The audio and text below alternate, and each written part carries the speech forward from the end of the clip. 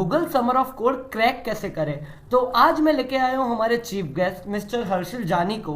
इन्होंने 2 बार जीसॉक क्रैक किया हुआ है कंटिन्यूस 2 साल में। जीसॉक अगर आपको नहीं पता, गूगल का एक बहुत ही प्रेस्टिजियस समर कोडिंग इवेंट होता है, मतलब एक प्रोजेक्ट प्रोग्राम होता है जिसकी बहुत वैल्यू मानी जाती है। अगर आप कोडर हो या तो आपको कोडिंग जर्नी स्टार्ट करनी है तो ये वीडियो एंड तक देखना, आपके लिए बहुत ज़्यादा इंफॉर्मेटिव होने वाला है। तो मैं शेयर करने वाला हूँ इनकी जर्नी आपके लिए। लास्ट में टिप्स एंड ट्रिक्स भी रहेगा, आप कैसे आप भी इजीली क्रैक कर सकते हो जीसॉक।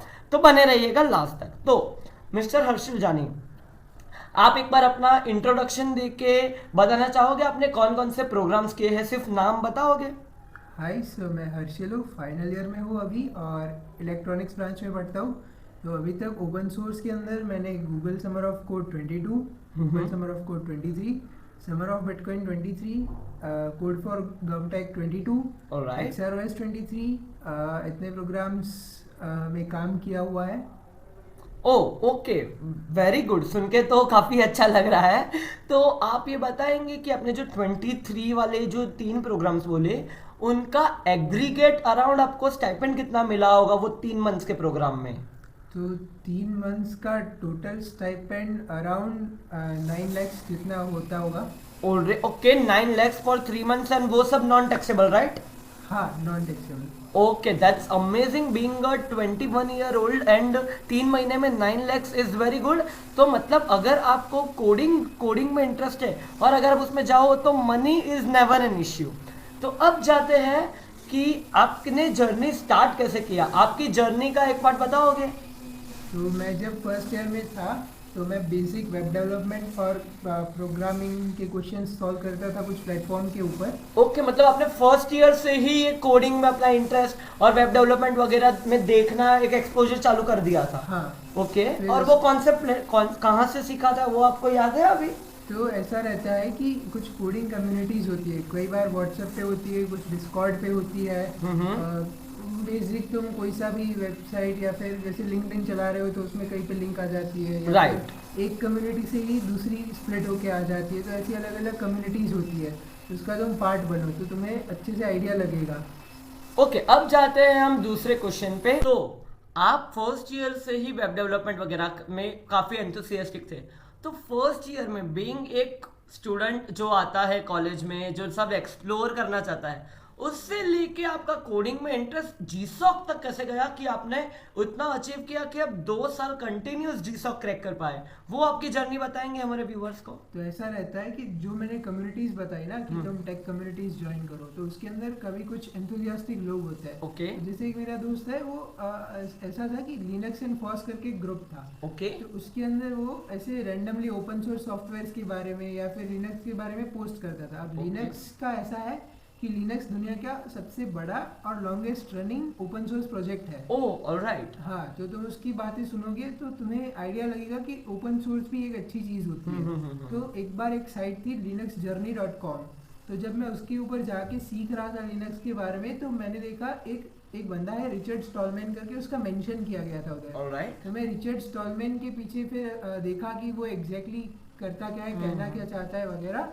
तो मुझे पता चला कि ओपन सोर्स की एग्जैक्ट फिलोसॉफी क्या होती है।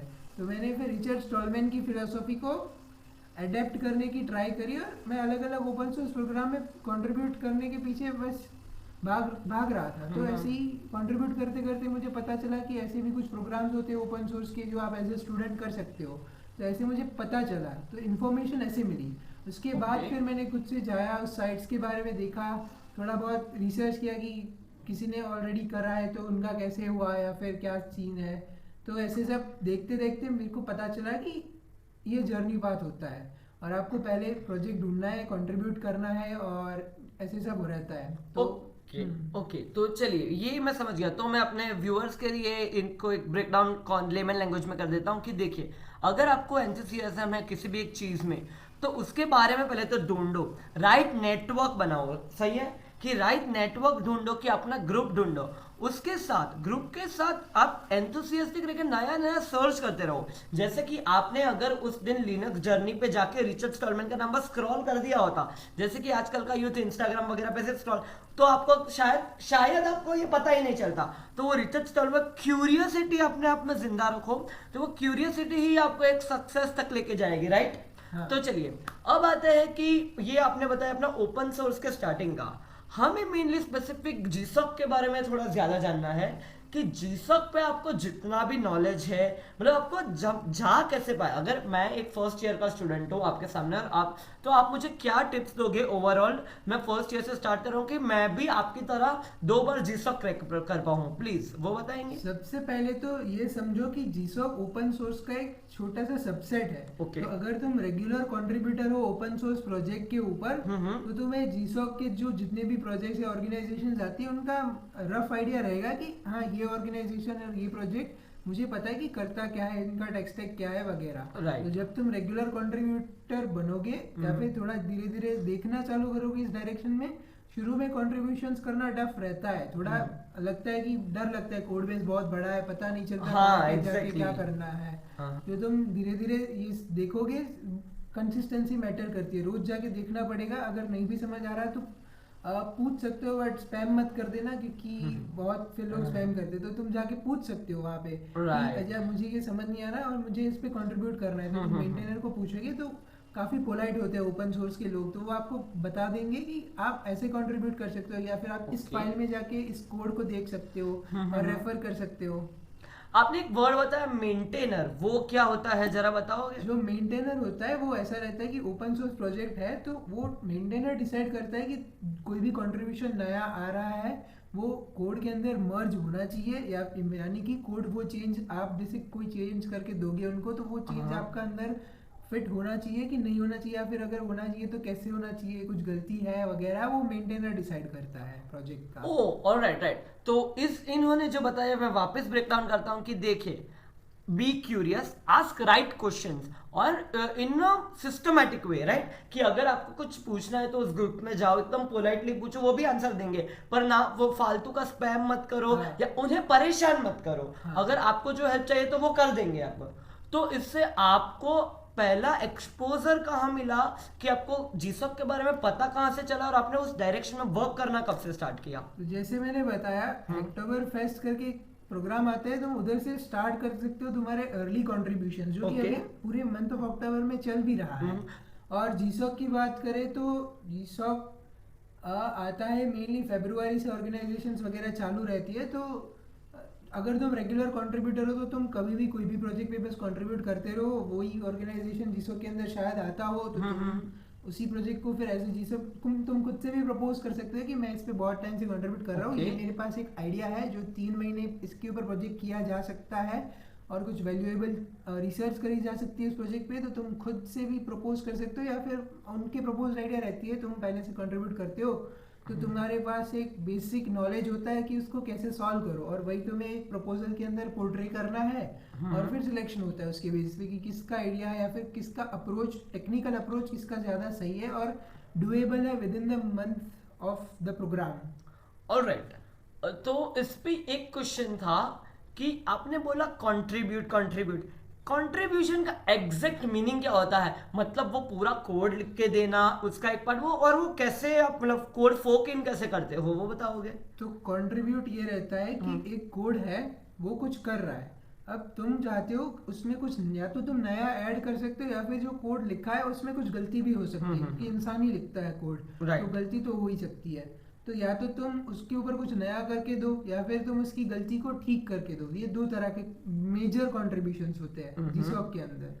तो तुम अगर इन दोनों में से कुछ भी करना चाहते हो तो तुम्हें जैसे कंट्रीब्यूशन का बेसिक मीनिंग यही होता है कि तुम कोड चेंज करो, वो चेंज एक्सेप्ट होता है तो वो कोड जो उनका है उसके अंदर रिफ्लेक्ट हो जाता है। जैसे मैं बताऊं कि VLC मीडिया प्लेयर है, उसका एक प्ले बटन है, उस पर क्लिक करने पे पॉज होना चाहिए पर वो पॉज हो नहीं रहा। ओके, उसके लिए तुमने कुछ कोड लिखा, अब वो जब अंदर जाएगा मर्ज होगा, उसके बाद एक नई बाइनरी बनेगी, सबको बटेगी, उसके बाद तब जब तुम पॉज दबाओगे तो पॉज होगा, तो वो तुमने सही करके दिया। तो वो जो उसका कोड है वो अंदर गया, इस पूरी चीज को बोलते हैं कंट्रीब्यूशन करना। ओ ऑल राइट, मतलब एक बड़े से किसी प्रोजेक्ट में उसका एक छोटा सा पार्ट को मतलब नली फिलअप उसका अच्छा राइट सोल्यूशन प्रोवाइड करना जो कि उसमें जाके चेंज करे, उसको कंट्रीब्यूट बोलते हैं। ओके, ये काफी और एक वैल्यूएबल। चीज मैं ये भी बताना चाहता हूँ, कंट्रीब्यूशन का मतलब सिर्फ कोड कंट्रीब्यूशंस भी नहीं होता है, तुम डिजाइन्स भी कंट्रीब्यूट कर सकते हो। जैसे तुम्हें लग रहा है कि कोई कलर ब्लाइंड इंसान है, तो हाँ उसके हाँ। लिए ये डिजाइन स्कीम सही नहीं है, तो तुम खुद से वो भी प्रपोज करो कि हाँ ये कलर ब्लाइंड इंसान को ये सही नहीं लगेगा, तो उसके लिए ये कलर स्कीम मैं बताना चाहता हूँ, तुम ये प्रपोज करोगे, बराबर फिर है। डेवलपर चेंज करेगा। तो तुम्हारा जो ये प्रपोजल है कि तुम डिजाइन भी चेंज करवा रहे हो, तो वो भी एक कंट्रीब्यूशन कहलाता है। और ऐसे ही तुम डॉक्यूमेंटेशन लिखते हो, वो भी एक कंट्रीब्यूशन का पार्ट है कि तुम एक कोड लिख रहे हो, तुम उसको समझा रहे हो, तो वो भी एक कंट्रीब्यूशन गिना जाता है। ओ वो अमेजिंग। टेक्निकल और नॉन टेक्निकल दोनों होते हैं, पर जीसॉक के अंदर स्पेसिफिकली फोकस रहता है टेक्निकल कंट्रीब्यूशंस के ऊपर।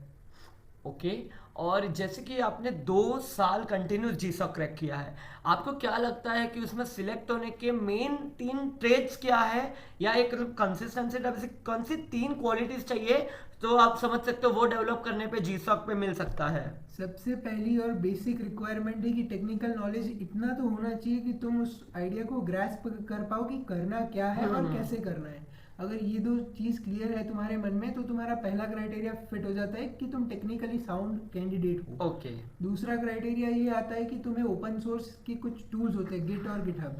गिट एक वर्जन कंट्रोल टूल है, उसके बारे में देख लेना। तो गिट का तुम्हें अच्छे से आइडिया है, तुमने पहले अगर कंट्रीब्यूशंस कर रखे ना अच्छी ऑर्गेनाइजेशन हाँ से, हाँ। तो तुम डेफिनेटली तुम्हें आइडिया होगा ही, क्योंकि अच्छी और में कंट्रीब्यूट करने के लिए एक होता है कमिट मैसेज करके एक चीज आती है। राइट, तुम जो गिट कोड कमिट। चेंज कर रहे हो, वो उसको तुम एक्सप्लेन करो पहले। तो वो कमिट मैसेज में चेंज को एक्सप्लेन करते, तो वो कुछ जो बड़ी ऑर्गेनाइजेशन होती है उसमें तुम्हें बहुत अच्छे से चेंज को समझाना रहता है। तो ये जो गिट और ये टूल्स होते हैं, तुम अगर उन टूल्स को सही से यूज कर पा रहे हो, तो ये तुम्हारा ओपन सोर्स कंट्रीब्यूशन, अगर तुम कंसिस्टेंट हो तो तुम कर पाओगे सही से। राइट। दूसरा क्राइटेरिया तुम्हारा ये फुलफिल हो गया कि तुम्हें ओपन सोर्स की नॉलेज है और उनके टूल्स यूज करने की नॉलेज है।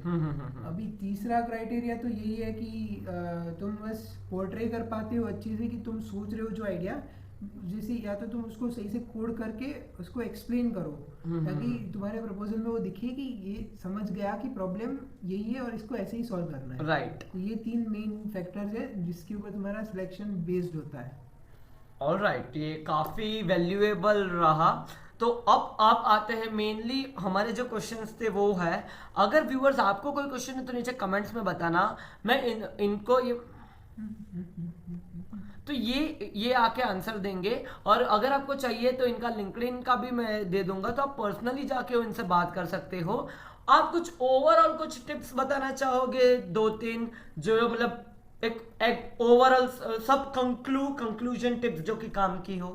तो सबसे बड़ी टिप तो यही है कि जीसॉक को एक प्रोग्राम, इंटर्न प्रोग्राम की तरह ना देखो, क्योंकि 1-2 महीने में होने वाला काम है नहीं। ऑलराइट। हो सकता है अगर तुम्हें टेक्निकली बहुत अच्छा नॉलेज है एक डोमेन का तो हो सकता है, पर मेनली इसमें ओपन सोर्स का बहुत बड़ा रोल प्ले है।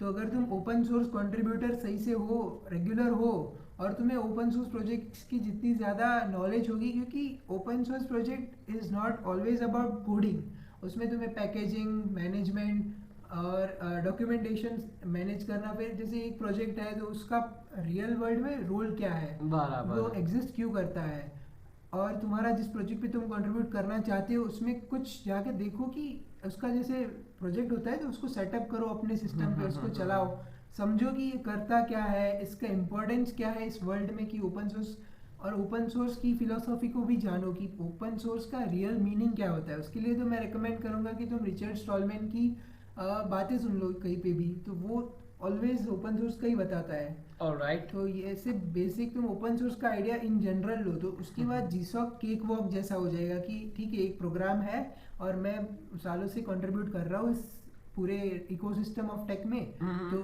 जीसॉक में ये प्रोजेक्ट आ रहा है तो मेरे को समझ आ गया कि ऐसे करना है तो मैं कर दूंगा। तो तुम्हारे लिए जीसॉक केक वॉक हो जाएगा, क्योंकि वो एज ए स्टूडेंट लगता है कि जीसॉक एक बहुत बड़ा प्रोग्राम है, हार्ड टू डू है। ऐसा तो बिगनर के लिए थोड़ा लग सकता है, बट एक बार तुम समझ गए और इसमें मेन ये है कि पढ़ना आना चाहिए। राइट। तुम जितना कोड और डॉक्यूमेंटेशन को पढ़ोगे उतना तुम्हें ज़्यादा अच्छे से ग्रास्प होगी चीज़ें। अगर नहीं समझ आता तो 3-4 बार देखो, देखते रहो, और फिर भी नहीं समझ आता तो पूछ सकते हो। बट पूछने के टाइम ध्यान रखना कि कम्युनिटी के अंदर जो लोग हैं वो काफ़ी नॉलेजेबल होते हैं, तो उनको स्पैम करोगे तो कभी रिप्लाई नहीं मिलने वाला। और ऐसे एक रिसोर्स है, ऑलवेज आस्क गुड क्वेश्चंस करके, एक लिंक है, मैं डिस्क्रिप्शन में डलवा दूंगा। श्योर अब भेज देना। वो लिंक इम्पॉर्टेंट है कि क्वेश्चंस पूछते कैसे हैं। तो इसमें मेन रोल ये है कि तुम पूछते कैसे हो। जैसे एग्जांपल दो छोटा सा, तो जैसे hello hi I want to contribute to this project, इसका कोई मतलब नहीं है, क्योंकि मैं बहुत बिजी हूँ, मेरी डेली लाइफ में मैं एक जॉब भी रखता हूँ। अगर मेंटेनर की बात कर रहा हूँ तो मेंटेनर एक जॉब भी करता है, ओपन सोर्स उसका वॉलंटियर कंट्रीब्यूशंस भी चालू रखता है। और अगर बहुत लोग ऐसे ही बस मैं कंट्रीब्यूट करना चाहता हूँ तो वो तो ऑलरेडी लिखा हुआ है ना हर जगह पे, तुम खुद जाके पढ़ भी सकते हो। इस क्वेश्चन का कोई मीनिंग नहीं है। पर अगर तुम खुद जाके रीडमी, जैसे होता है हर प्रोजेक्ट की एक रीडमी फाइल होती है, तो वो तुम पढ़ो कि प्रोजेक्ट करता क्या है, कैसे चलाना है इसको, सेटअप कैसे करना है, तुम सब कर लो। फिर एक इश्यू पकड़ो या फिर तुम कुछ प्रॉब्लम फाइंड आउट करो तो उसको पोर्ट्रे करो, और फिर पूछो कि हाँ मुझे इस प्रॉब्लम के ऊपर काम करना है पर इसका कोड कहाँ पे है ये नहीं समझ आ रहा। तो पहले तो सर्च कर लो कि मिल जाता है तो ठीक है, कीवर्ड्स कुछ होते हैं उसके, तो वो सर्च करो, मिल जाता है तो बढ़िया, नहीं मिला फिर पूछो कि कोड मुझे मतलब इसको ठीक करना है तो इसका कोड कहाँ पे मिलेगा, तब शायद आपको बता देगा मेंटर। तो वो एक अच्छा क्वेश्चन हो सकता है। जनरली तुम्हें कोड भी मिल जाएगा सर्च करने पे, इतना टफ नहीं होता है कोड ढूंढना भी। एक बार कोड मिल गया उसके बाद उसके ऊपर लॉजिक क्या लगाना है वो तुम जरूर पूछ सकते हो, उसका रिप्लाई करेंगे, पक्के से करेंगे अगर सही क्वेश्चन पूछा, क्योंकि उनका टाइम लिमिटेड होता है। जैसे दिन में 1 घंटा 2 घंटा वो बैठ के करते हैं तो उनको अपना भी काम करना है और बाकी जितने नए कॉन्ट्रीब्यूटर्स हैं उनका भी कॉन्ट्रीब्यूशन करवाना है। तो उनका मेन मोटिव ही यही रहता है कि सही से अगर क्वेश्चंस पूछे हैं तो तुरंत आंसर करके वो प्रोजेक्ट को प्रोग्रेस करना उनका मेन काम है। तो प्रोजेक्ट प्रोग्रेस होना इम्पोर्टेंट है, ना कि जाके ऐसे रैंडम क्वेश्चंस पूछना। तो हमेशा क्वेश्चंस सही पूछोगे तभी आंसर मिलेगा, वरना ओपन सोर्स का ये ड्रॉबैक है कि सही क्वेश्चन ना पूछने पे मोस्टली आंसर नहीं मिलेगा। ओके, ऑलराइट मिस्टर हर्षिल जानी, थैंक यू सो मच। तो गाइज मिलते हैं ऐसे और नए इन्फॉर्मेटिव वीडियो में। आपको अगर हर्षिल जानी के साथ भी दूसरा वीडियो चाहिए, नीचे अगर 50 कमेंट्स आए तो इनके साथ मैं दूसरा पॉडकास्ट बनाऊंगा। तो प्लीज जो भी होगा आपको जैसा भी लगा अपना रिव्यू कमेंट करके जाना। मिलते हैं ऐसे अगले वीडियो में। Dhruvil Shah signing off. हर्षिल जानी थैंक यू सो मच हमारे व्यूअर्स की तरफ, थैंक यू।